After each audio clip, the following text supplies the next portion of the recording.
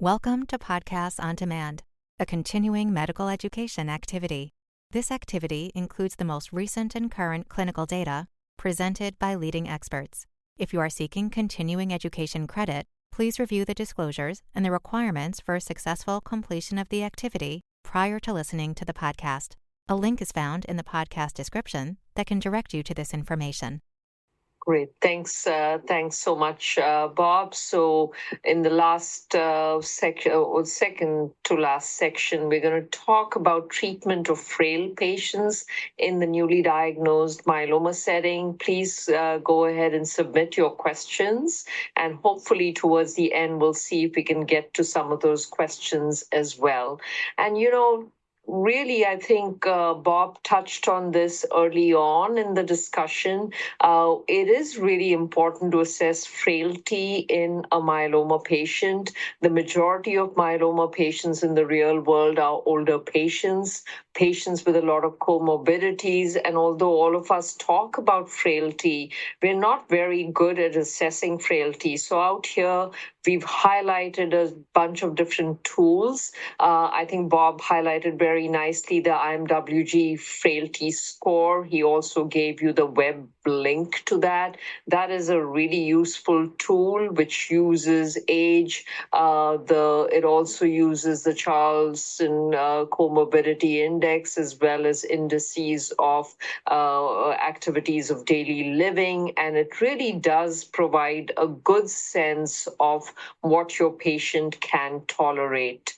I think even in this patient population, and specifically in this patient population, it's really important when you come up with what the treatment should be for that particular patient, really focus on patient-related factors. Fitness is a big part of it. Frailty is a big part of it. But in this older patient population, understanding what the comorbid conditions are, cardiac disease, renal disease, unrelated to myeloma, does play into what we pick for treatment.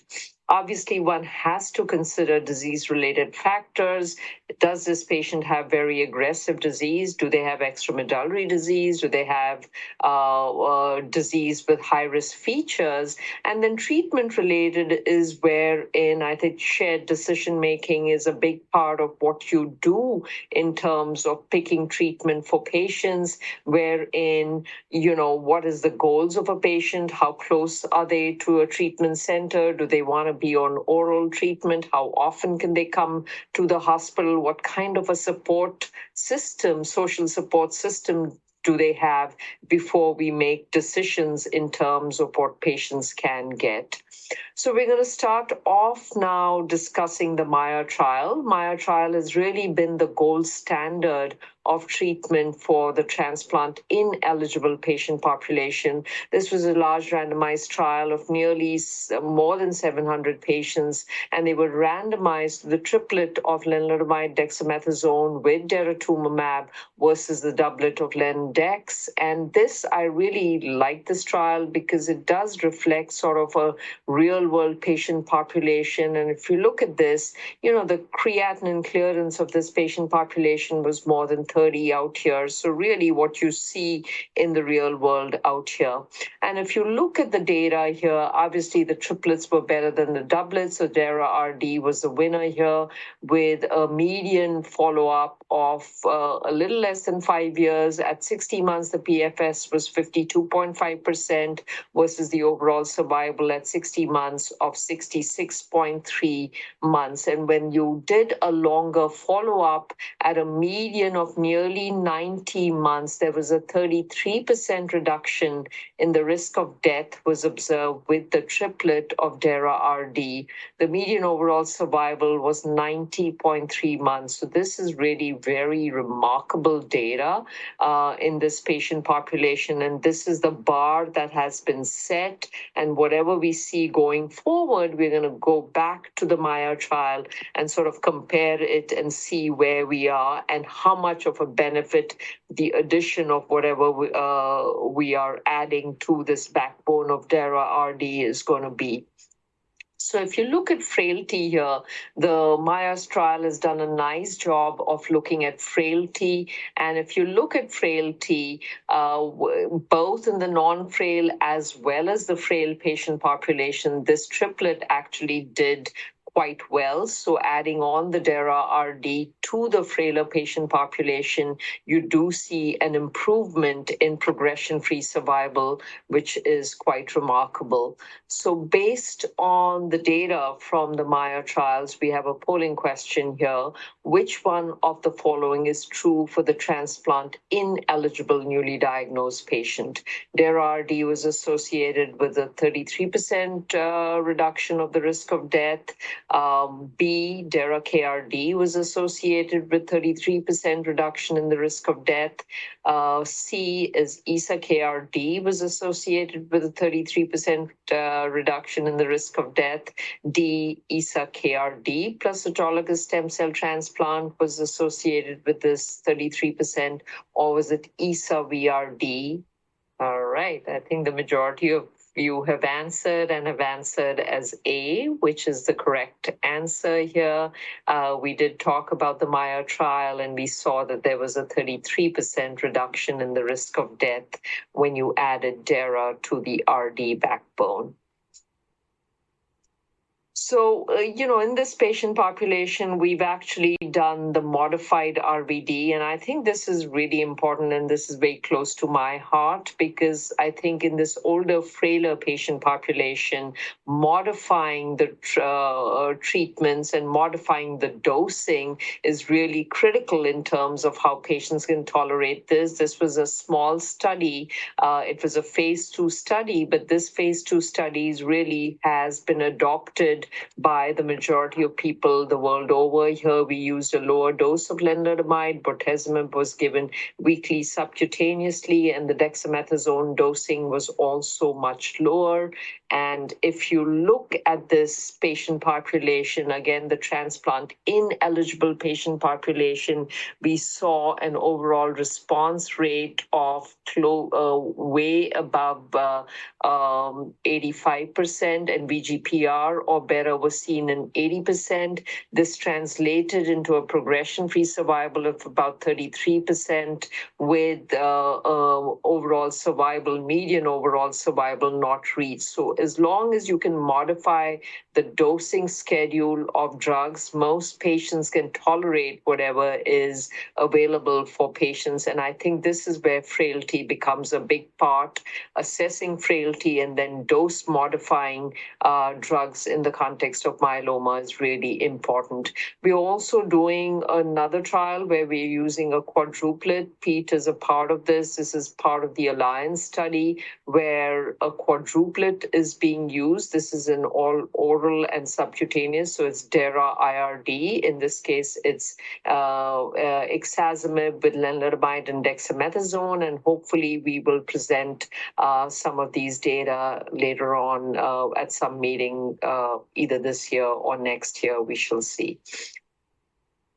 There are other strategies which have been used to modify dosing, and this is a really nice trial from the IFM. This is the IFM 2017-03 trial, which is a dexamethasone sparing regimen. When Pete so nicely showed us all of the different drugs in myeloma, I think the hardest drug for most patients to tolerate is the dexamethasone. So this was a trial where dex was actually not used with daratumumab and lenalidomide. So if you look at DR versus RD, you see that the overall response rate of dara lenalidomide is much higher, and including the MRD negativity. So you can come up with dosing regimens where you're using a steroid sparing regimen, and this is specifically important in patients who are older, who have other comorbidities such as diabetes, heart failure, and so on and so forth. So really effective regimen without the use of steroids in this case. This then leads us to what was presented at both ASCO and EHA as a late-breaking abstract. This is the IMROS trial, and what we are now using even in the older non-transplant eligible patients is 4 drugs, and this was the IMROS trial using isatuximab on the backbone of VRD. So ISA-VRD was used. There was an induction phase wherein 4 6-week cycles were used. This was followed by ISA-RD continuous, so continuous up until progression. And if you look at the progression-free survival of ISA-VRD, the median PFS has not yet been reached at a follow-up of close to 5 years, whereas the VRD the PFS, the median PFS of that was about 55 months. So really remarkable results. And if you think about what you saw with Maya, this is certainly an improvement. So addition of the bortezomib to the DARA-RD or the CD38-RD backbone does add to the progression-free survival benefit in this patient population.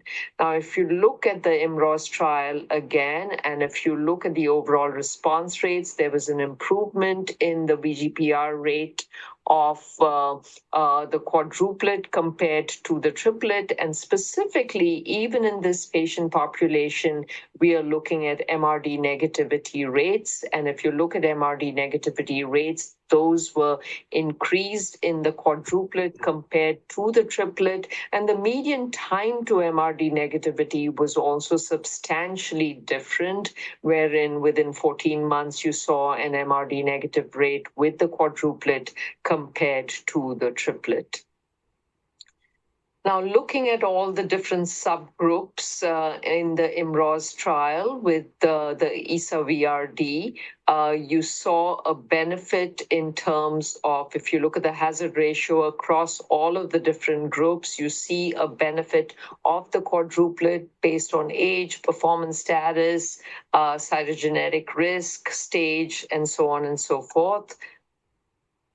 This then led to the benefit trial. This is an IFM-driven trial, and what they did here was used it's almost like a Maya comparison here. So an anti-CD38 monoclonal antibody with lenalidomide compared to VRD with the addition of isatuximab.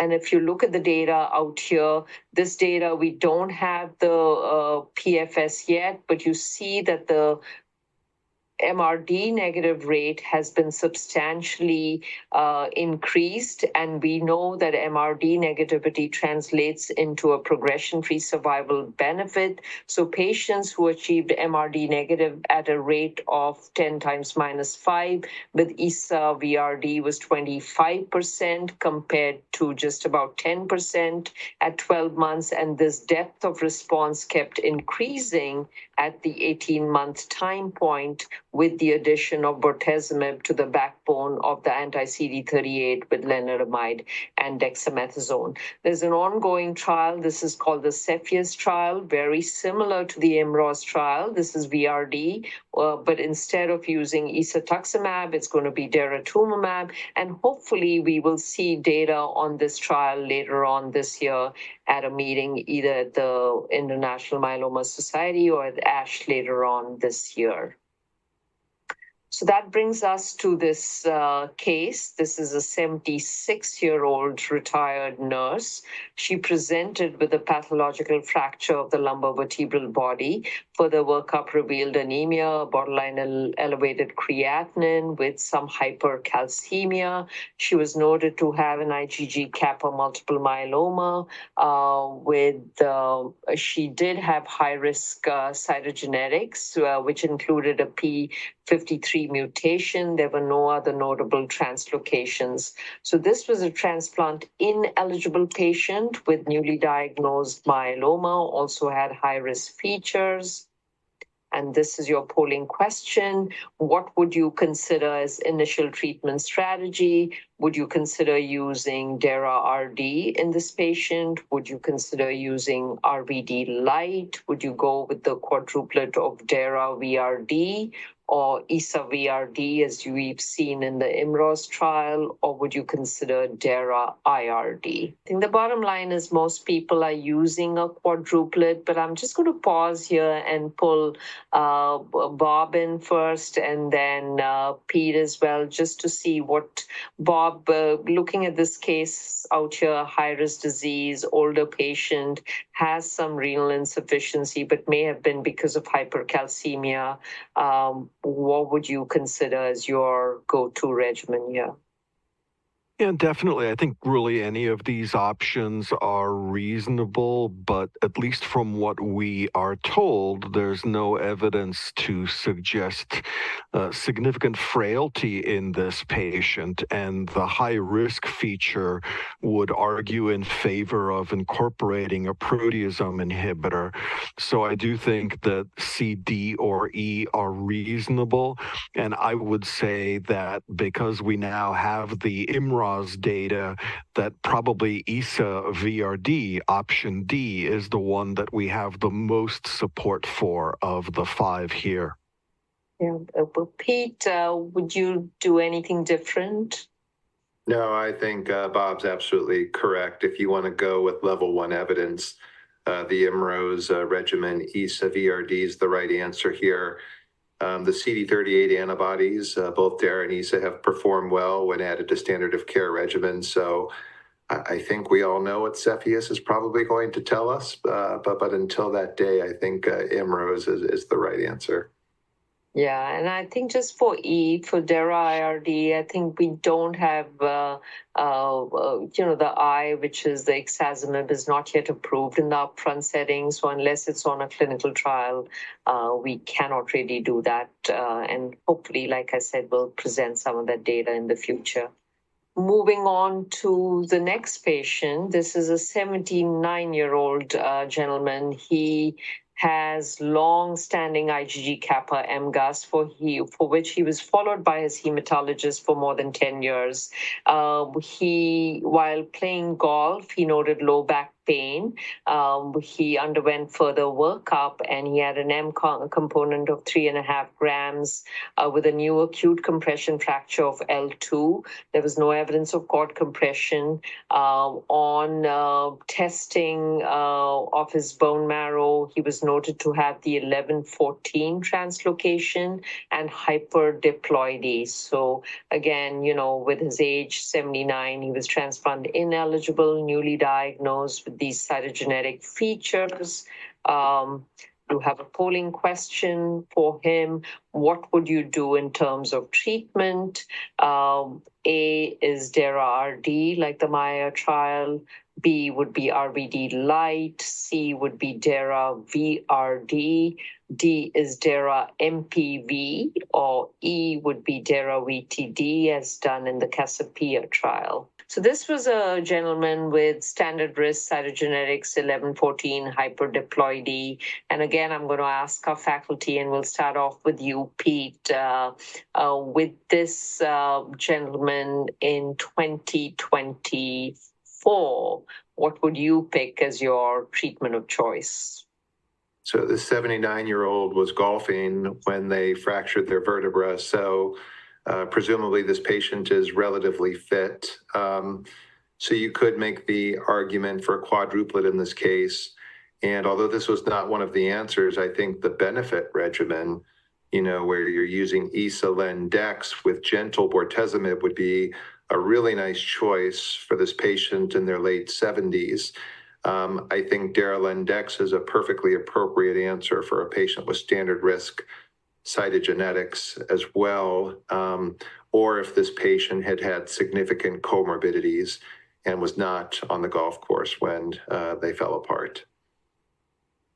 Yeah, I think that's a perfectly reasonable answer here. I think the benefit trial has shown us a doubling of the MRD negative rate, and that would be a perfectly reasonable option for this patient, because what they've done is use sort of the RVD light backbone and added in the anti-CD38. Bob, any other thoughts around this patient?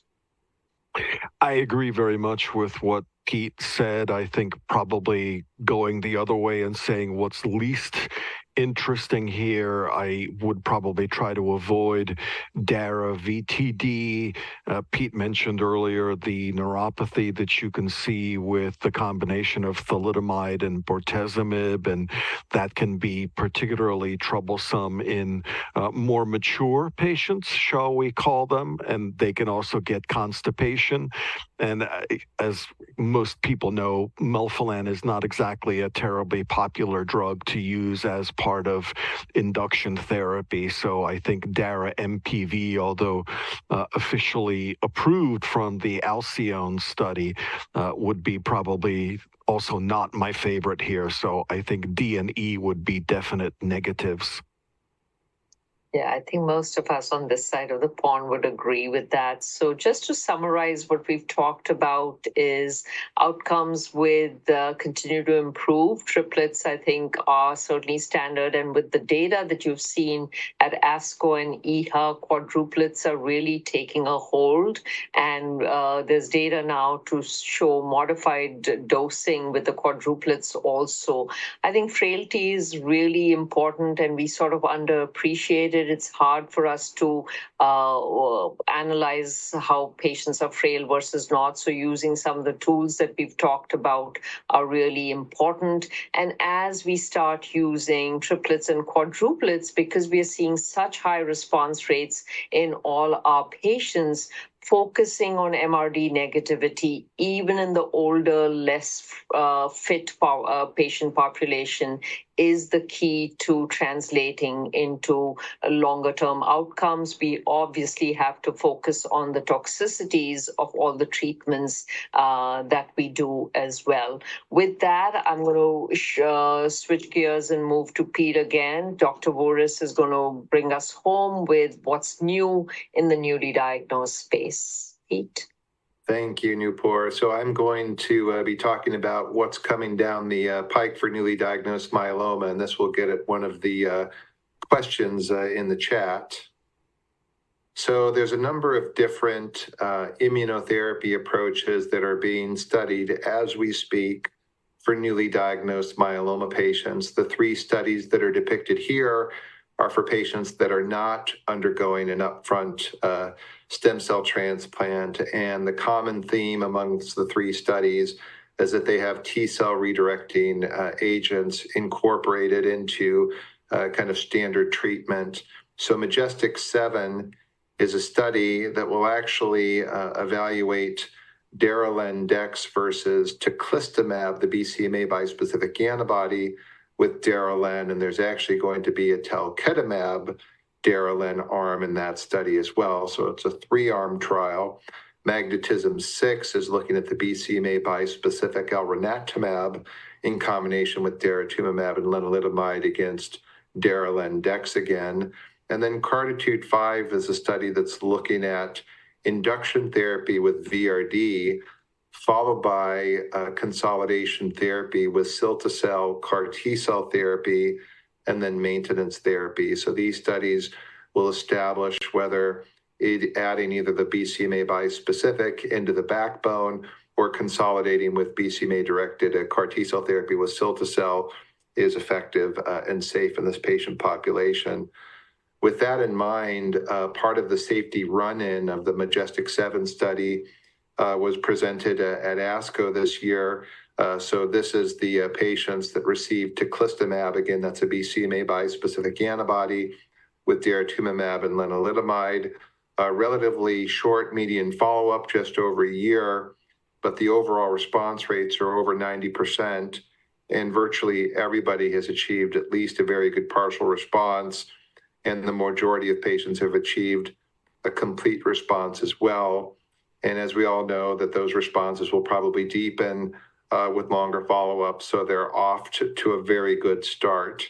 So Cartitude 2 is a platform study that's looking at the use of the BCMA-directed CAR T-cell product, cilta-cel, in a variety of different clinical scenarios. So Cohort D was a group of patients that had been through initial induction therapy followed by transplant and had not achieved at least a complete response after the dust settled from their transplant. So these patients underwent apheresis followed by lenalidomide bridging therapy. They then received lymphodepleting chemotherapy with fludarabine and cyclophosphamide, followed by cilta-cel. After their counts recovered from cilta-cel therapy, they then went on to lenalidomide maintenance therapy.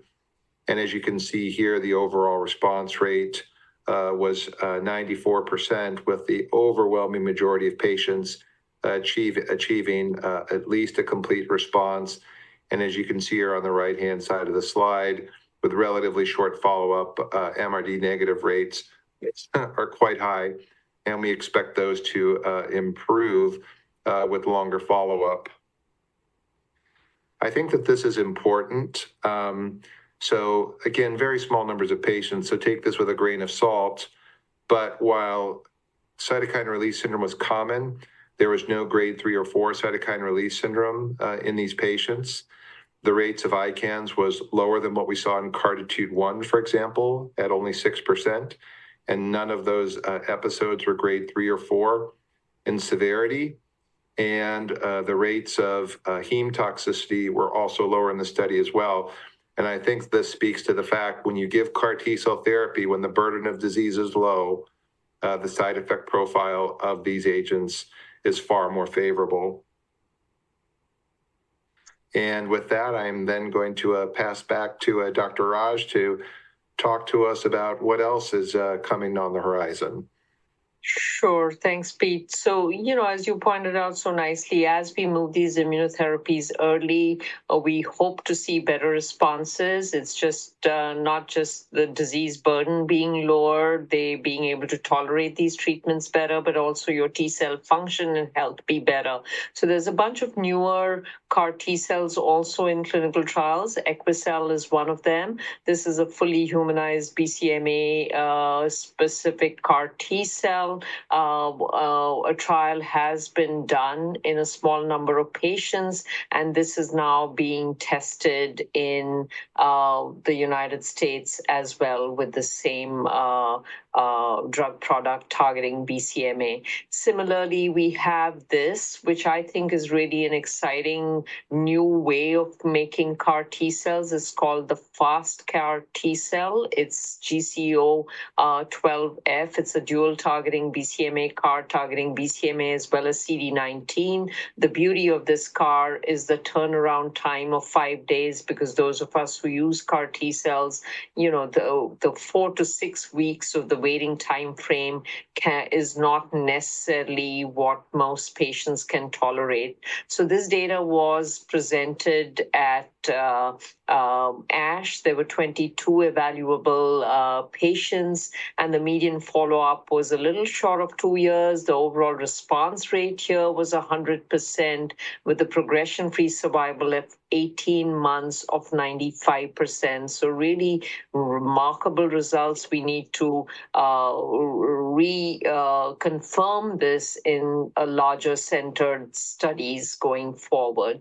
There are lots of areas of unmet need in the newly diagnosed space. We've touched on some of these. Frailty is a big part. So although we've talked about all of these quadruplets, not everybody can tolerate a quadruplet. So we really need to figure out how best to treat this. There are certain situations like primary plasma cell leukemia, which is a really high-risk disease type, and it's extremely hard to treat and remains an unmet medical need, as with things like CNS involvement with myeloma, albeit rare, it does occur, as well as with patients with extramedullary disease. Even with the T-cell redirected treatments, this remains an area where we need to be able to do better in this space. So there are certain pressing issues in the newly diagnosed space, and these hopefully will be answered in the next several years. When should a quadruplet regimen be preferred over a triplet? And I think in the majority of patients now, most of us would agree that a quadruplet is what we would be using.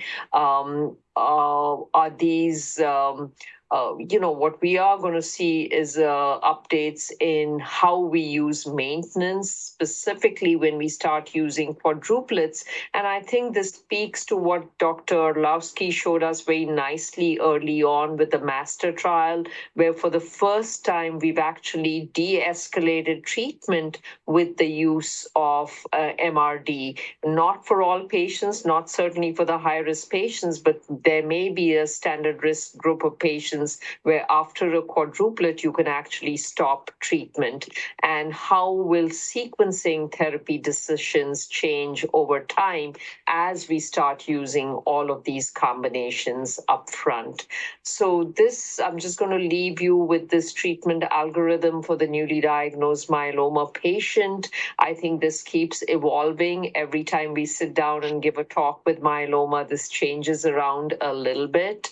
But in a newly diagnosed myeloma patient, if a patient can go on to a clinical trial, we should always think about that, then assess the frailty of a patient. We're going to start moving away from the transplant eligible versus ineligible because we are seeing such high response rates. But based on fitness, I think genetics do make a difference, and that does play into our decision making. And although continuous therapy seems to be the norm right now, with some of the data that you've seen already, we may be beginning to question that going forward.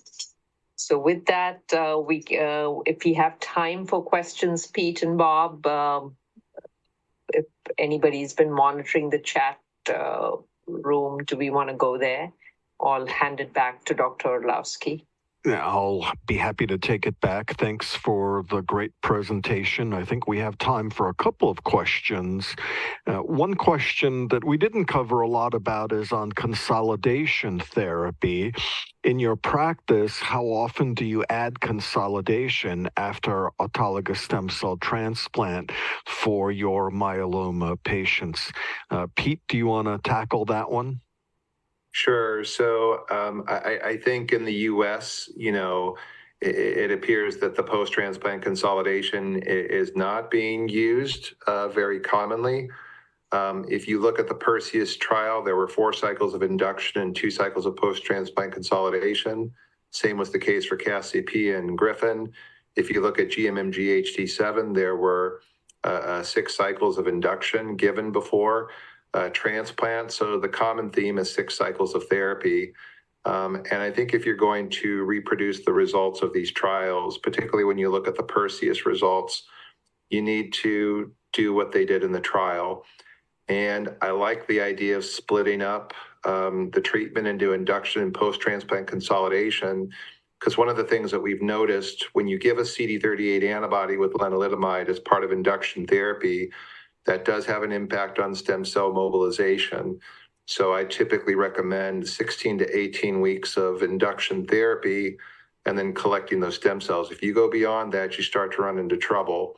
So if you break up the treatment into 4 cycles of induction and 2 consolidation cycles post-transplant, that gets you your 6 cycles without compromising your ability to collect stem cells. So I think we need to start moving more towards that, because I suspect we may be undertreating at least some of our patients. Very good. And I think got a new question that came in, which we didn't really cover, but might be useful to do, which is about solitary plasmacytomas. Dr. Raje, maybe we'll punt this to you. Is there a role for systemic therapy in larger size solitary bone plasmacytomas? And the example given is 8 to 10 centimeter, which is a pretty decent size. Or is definitive radiation enough? And what about the entity of multiple or more than one plasmacytoma? So kind of 2 questions there. Yeah, so great question, really. And, this is not an area where we have a lot of data.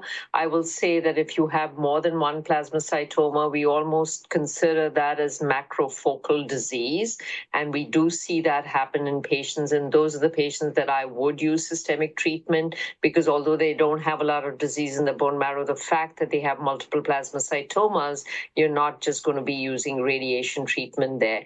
For larger size plasmacytomas, it really depends on where that plasmacytoma is located. For example, if you have a plasmacytoma which is 8 or 10 centimeters affecting the sacrum, we have such effective systemic treatment that I am not going to radiate that sacrum, because you're going to cause problems to the stem cell yield. And that's one place where I would absolutely consider using systemic treatment. Use a combination approach. They will need 3 cycles, and that's going to melt away. And by doing so, you're going to limit the use of radiation, and you're not going to cause stem cell toxicity. So for those reasons, I would consider using systemic treatment in patients with a plasmacytoma. It's probably also worth mentioning to keep in mind the possibility of doing bilateral bone marrows, especially on people who have plasmacytomas outside of the pelvis, because you just want to make sure that you don't have involvement of the marrow on either side, because that can change things. And my habit is to consider that the patient has multiple myeloma in most cases, even if there is a low level of involvement on flow. We also have a question that just came in about plasma cell leukemia. We talked briefly about the fact that this is a really aggressive disease and a high risk, typically molecular abnormality is present. And the question, Pete, will send this to you. Would you use VT PACE in this era, or would you be comfortable doing one of the quadruplets that we talked about here? So I think increasingly we're moving away from the multi-agent cytotoxic strategies for this group of patients. I think, this is a ultra high risk version of multiple myeloma. And I do think that quadruplet therapy followed by a single stem cell transplant and maintenance therapy is insufficient. I think in this particular case, you would either want to follow the script of the GMMG concept study, where they do quadruplet therapy, they do a single transplant, but they do this extended course of multi-drug therapy afterwards, which is why I think that they're seeing good outcomes in what was a very high-risk patient population in that study. Or I would consider something like the IFM study, where they did the DARA KRD followed by a tandem transplant. But this is a patient population where we really need to incorporate the bispecific antibodies and CAR T-cell therapies as part of the initial treatment strategy. To that, I would just add, Bob, this is one place. So plasma cell leukemia can be associated with the 11-14 translocation. So it's really important to look. And if you do find that adding on the BCL2 inhibitor here, like venetoclax, is also important. And again, this is where you use a quad and get them to an immunotherapeutic strategy as early as possible. Very good. Well, thanks to both of you for a great discussion and for answering at least some of our questions. Thank you for joining us in this final episode of Integrating Quadruplet Regimens in Newly Diagnosed Multiple Myeloma. Please return to the landing page to access the downloadable slides and other related topics. We hope you found this podcast useful and educational. To receive continuing education credit and to download your printable certificate, please go to the activity page at practice.cme.com to complete the post-test and evaluation to receive continuing education credit.